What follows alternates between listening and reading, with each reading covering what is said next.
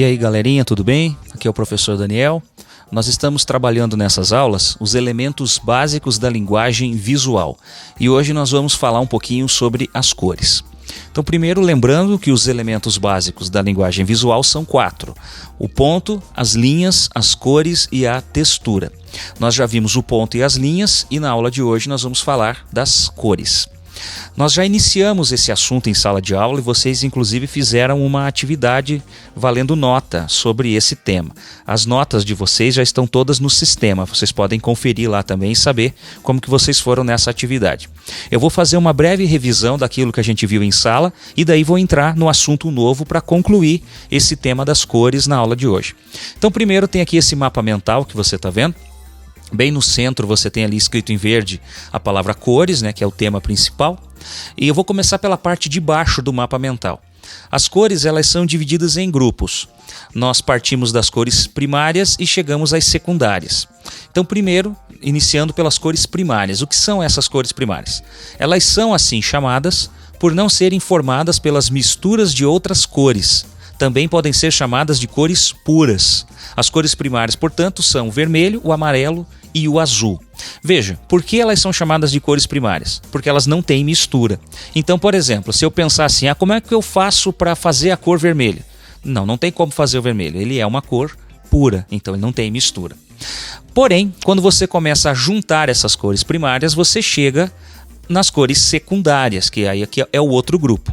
As cores secundárias elas recebem esse nome por serem resultado das misturas entre as cores primárias. Então, quando eu junto, por exemplo, o amarelo com o azul, eu formo o verde. Quando eu junto o amarelo com o vermelho, eu formo o laranja.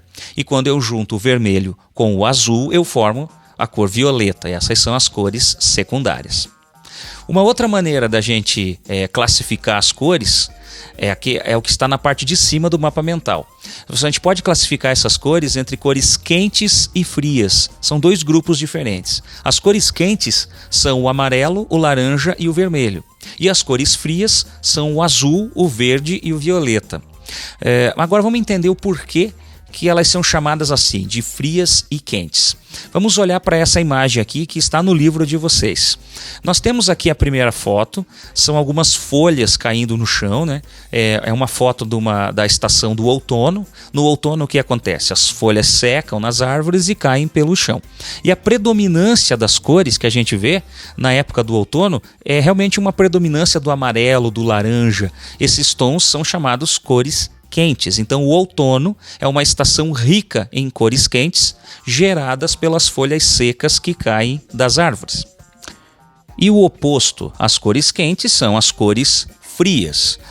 Aqui o texto que você está vendo junto com a foto está dizendo: no inverno, especialmente em regiões que nevam, percebem-se mais as cores frias. São cores que proporcionam sensações de descanso, de tranquilidade. Elas são geralmente escolhidas para a decoração dos quartos, dos locais de descanso, né? Então essa é a principal diferença que a gente percebe entre as cores quentes e as cores frias. Mas para que a gente consiga utilizar as cores, nós precisamos de tinta. E as tintas elas são feitas por meio dos pigmentos. Então dá uma olhadinha nesse texto aqui que a gente tem na nossa tela. Cor, pigmento. Quando uma cor é elaborada por meio de produtos químicos ou extraída da natureza, é chamada de cor-pigmento.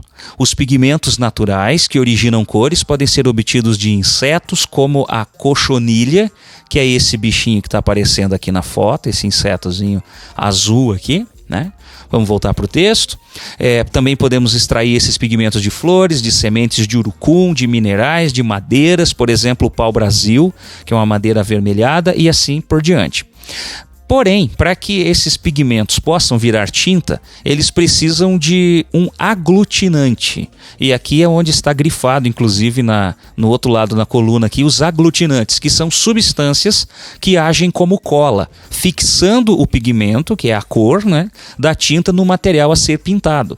Então, se você pegar, por exemplo, uma beterraba, e você extrair um pigmento dessa beterraba, batendo no liquidificador, você vai conseguir. Ela realmente vai ter cor, mas para que ela possa se tornar uma tinta durável, que fique fixada a uma superfície, você precisa de um aglutinante. Por exemplo, cola branca.